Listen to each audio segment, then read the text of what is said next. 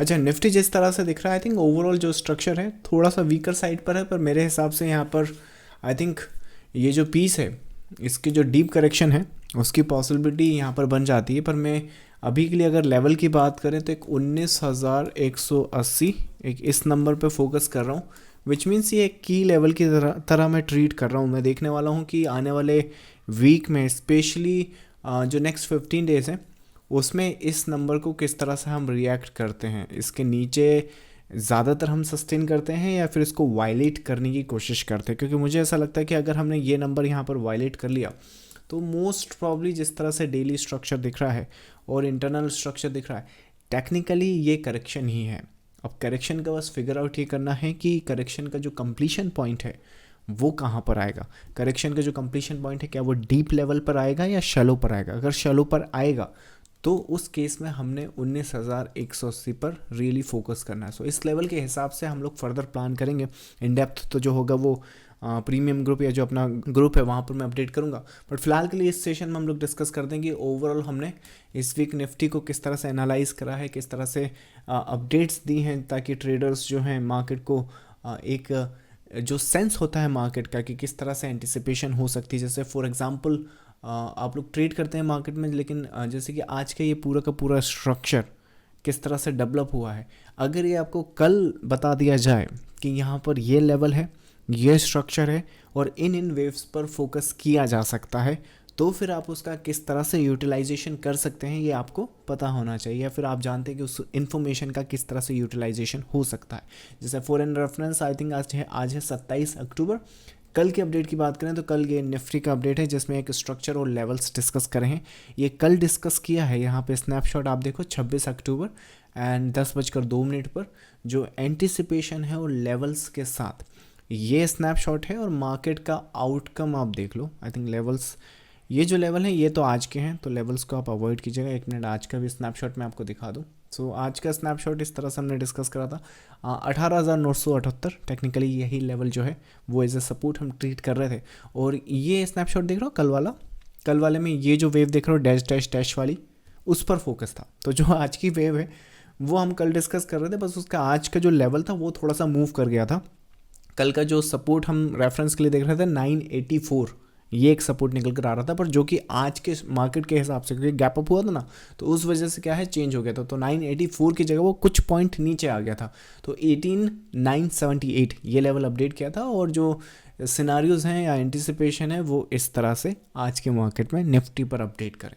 Now anticipation wise और जो market की प्रोबेबिलिटीज़ हैं, देखो प्रोबेबिलिटीज़ तो हमेशा वहाँ पर रहेंगी, 50-50 तो होता ही है राइट।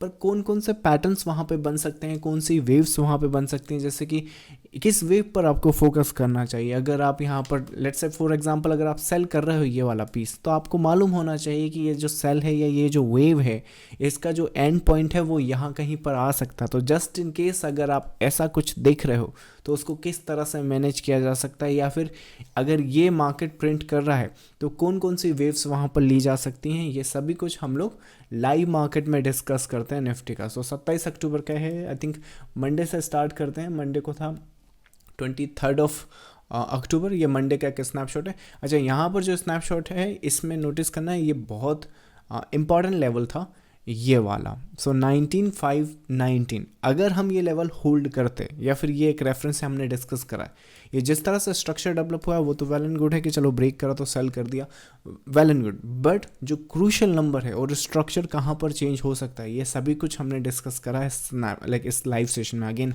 यहाँ पर मैं आपको बस स्नैपशॉट दिखा सकता हूँ, पर लाइव सेशन में हम लोग सारे स्ट्रक्चर्स और सारे सिनारियोज डिस्कस करते हैं कि जस्ट इन केस अगर पैटर्न ये होल्ड करता है तो उसमें कितना पोटेंशियल होता है, कितना नहीं होता है, इन डेप्थ वहाँ पर अपडेट किया गया है लाइव सेशन में। सो ये मंडे का स्नैपशॉट है, लेवल्स यहाँ पर हैं।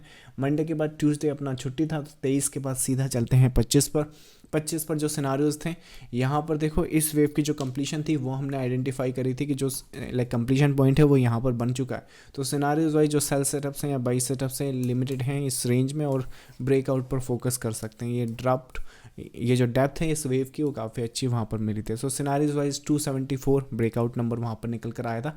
बाई सेटअप्स इस मार्केट में किसी को भी प्लान कर रहे हैं तो ये लगेगा, इसके पहले कोई भी बाई सेटअप्स कर रहे हो तो वो रिस्की रहेंगे या अनसर्टेन रहेंगे या छोटे रहेंगे। तो ये इन्फॉर्मेशन आपको प्रोवाइड कर सकते हैं 25 अक्टूबर 10:05 पर। अगेन जो दिखता है उसके लाइव सेशन के हिसाब से हम लोग डिस्कस करते हैं। 26 अक्टूबर का तो मैंने ऑलरेडी आपको बता दिया है, कल का, राइट। तो ये कल का ही स्नैपशॉट है, उसी को कैरी फॉरवर्ड या हमने कंटिन्यू करा है आज के सेशन में। तो किसी को भी अगर लाइव मार्केट में जो एक एनालिसिस होती है या फिर एक सपोर्टिव प्रोग्राम होता है, अगर उसकी रिक्वायरमेंट है, या फिर लेट्स से कि आपको कोई लेवल्स की रिक्वायरमेंट है कि कौन सा लेवल्स यहाँ पे मार्केट में करंटली हम फोकस कर सकते हैं, क्योंकि यूजुअली आप मार्केट में किस तरह का एनालाइज करोगे कि या तो आप 4-5 रेजिस्टेंस लेकर चलोगे या 4-5 सपोर्ट लेकर चलोगे, और उसमें भी जो एंटिसिपेशन है श्योर नहीं है कि कौन सा चलेगा और कौन सा नहीं चलेगा, राइट। यहाँ पर आपको जिस तरह से दिखने की कोशिश करते हैं, मोस्ट प्रॉब्ली इंट्राडे में हम एक रेजिस्टेंस, एक सपोर्ट, और उसके साथ साथ जो एक कभी कभार की नंबर कभी कभार निकल कर आता है, तो वो एक रेफरेंस वाइज डिस्कस करते हैं, प्लस पैटर्न भी डिस्कस करते हैं कि कौन सा पैटर्न में करंट वेव कहाँ तक एक्सटेंड कर सकती है। ये सारा सपोर्ट अगर आपको लाइव मार्केट में चाहिए तो हमारा प्रीमियम ग्रुप ट्राई कर सकते हैं, जिसका लिंक आपको, ये वीडियो अगर आप यूट्यूब पर देखेंगे तो डिस्क्रिप्शन में, या फिर ये लाइव सेशन जब खत्म होगा तो इसके टेलीग्राम पर मैं सेंड कर दूंगा। आपकी क्यूरीज इस सब्जेक्ट के रिगार्डिंग अगर वो है तो आंसर करते हैं। चलिए